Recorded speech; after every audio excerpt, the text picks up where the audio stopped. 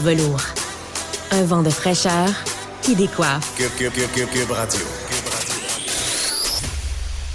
Alexandre Morin-Villouellette, on va parler encore du conflit israélo-palestinien, l'Israël contre le Hamas particulièrement. Puis ça fait pas juste des victimes au Proche-Orient, ça fait des victimes ailleurs dans le monde, notamment aux États-Unis. Un petit garçon de 6 ans a été tué parce qu'il était musulman. Oui, exactement. C'est le propriétaire même de l'appartement dans lequel il résidait avec sa mère, elle qui a été grièvement blessée, 32 ans, la mère de ce jeune garçon-là qui a été identifié comme étant Wadea Al-Fayoum, donc décédé à l'âge de 6 ans. Ça ramène, encore une fois, bien évidemment, l'horreur de tout ce qu'il y a autour de ce conflit-là, mais surtout une espèce de thématique complètement macabre qui commence à s'installer autour de ça depuis samedi dernier, pas qu'il vient de passer l'autre avant, bien évidemment, l'attaque du Hamas. Les enfants. À quel point on a les enfants en première ligne, en ligne de front, surtout les premiers à décéder de ce conflit-là. C'est d'un côté comme de l'autre quelque chose qu'on voit, puis maintenant qui s'extrapole ailleurs dans le monde, aux États-Unis. Puis on parle de cette attaque-là. Il reste évidemment à savoir qu'est-ce qui s'est passé, par exemple, dans un lycée en France aussi, mais il y a un professeur qui a été attaqué et tué par un élève radicalisé 3 ans jour pour jour après l'assassinat de Samuel Paty, qui lui a été décapité et assassiné, encore une fois, pour des raisons extrémistes religieuses. Puis c'est quelque chose qui va se répliquer, même s'il n'y a pas nécessairement des décès puis des morts, mais c'est quelque chose qui s'extrapole dans le reste du monde. On a d'un côté de l'islamophobie, si on peut l'appeler comme ça, l'autre côté de l'antisémitisme, bref, de la haine de deux groupes à la fois ethniques et religieux qui se font persécuter dans le reste du monde entier puis qui vont, entre deux, s'entre-déchirer, même si, on s'entend, ça reste des éléments extrêmes et extrémistes. On a vu là, des ligues, entre autres, là, de droits israéliens qui ont dénoncé haut et fort le décès du petit garçon et l'assassinat qui en a été fait. Pierre Poilievre, ici au Canada, l'a condamné il y a quelques instants, également sur X, anciennement Twitter. Mais il faut que ce soit dénoncé, je pense, encore plus fort. Puis toutes les victimes doivent être dénoncées, particulièrement quand on parle d'enfants, parce qu'il n'y a rien qui a été commis par ces enfants-là comme crime. Rien. C'est quelque chose qu'on a tendance trop souvent à oublier. Puis des deux côtés, là, parce qu'il y a aussi des victimes d'antisémitisme là, à travers le monde. On a vu une montée d'antisémitisme qui est tout aussi inacceptable. Les jeunes juifs, comme musulmans, comme n'importe qui, doivent être protégés.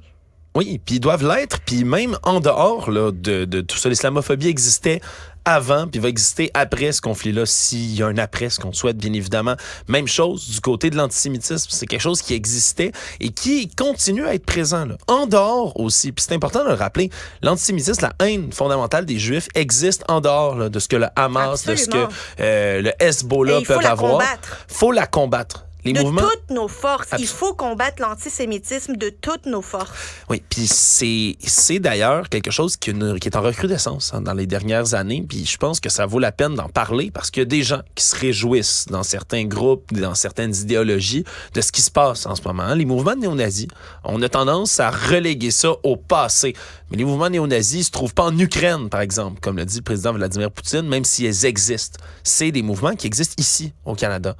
Récemment, là, on a démantelé, je rappelle, un coup de filet de la GRC. Plus tôt cet été, j'ai eu l'occasion de m'entretenir quand j'étais en onde ici avec quelqu'un de la GRC qui parlait du coup de filet qu'ils ont fait autour du groupe Atomwaffen, entre autres, qui est un groupe là, notoire de néo-nazis, groupe d'accélérationnistes qui tournaient des vidéos de propagande là, armée ici au Québec. C'est des gens, des groupes comme ceux-là, qui se réjouissent aujourd'hui qu'il y a des décès en Israël. On peut se réjouir des décès israéliens? La haine existe. La haine existe, puis malheureusement, c'est pas la majorité des gens, c'est une minorité, petite, certes, mais qui fait quand même beaucoup de bruit, puis qui continue de radicaliser constamment des gens. Puis je pense que c'est là qu'on doit concentrer nos efforts. La radicalisation. C'est un phénomène qui existe, autant quand on parle de théorie complotiste que quand on parle plus simplement, si on veut, d'idéologie qui existe dans un conflit depuis longtemps. Puis il y a des éléments, bien évidemment, là, n'importe qui va dénoncer, devrait dénoncer les enfants qui ont été décapités par le Hamas. De l'autre côté, les enfants qui meurent sous les bombes israéliennes, qui n'ont rien fait, là, je rappelle. Il y a deux bords, là. Les deux bords. Faut juste arrêter de s'en prendre aux enfants, aux femmes, aux vieillards, qu'ils soient israéliens, qu'ils soient palestiniens. Moi, j'arrive pas à croire qu'on ait peu de respect pour la vie humaine. Oui, puis ce qui est malheureux après ça, c'est que c'est repris, ces décès d'enfants-là sont repris, mais pour justifier d'autres décès d'enfants, par exemple. Puis c'est ce qui est absolument affreux.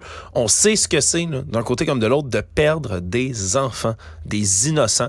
Puis on sait surtout à quel point un décès d'enfant, il n'y a rien de plus odieux. C'est pas pour rien, puis tu m'excuseras, c'est de la déformation professionnelle que je fais, mais dans les théories du complot, c'est quoi en ce moment qu'on voit le plus comme grand motivateur, par exemple, autour des théories du complot, QAnon et autres, pour radicaliser des gens? Les enfants. Ouais. On prend les enfants, on dit, regardez, il y a un trafic pédophile, il y a des gens qui veulent s'en prendre à vos enfants, réagissez.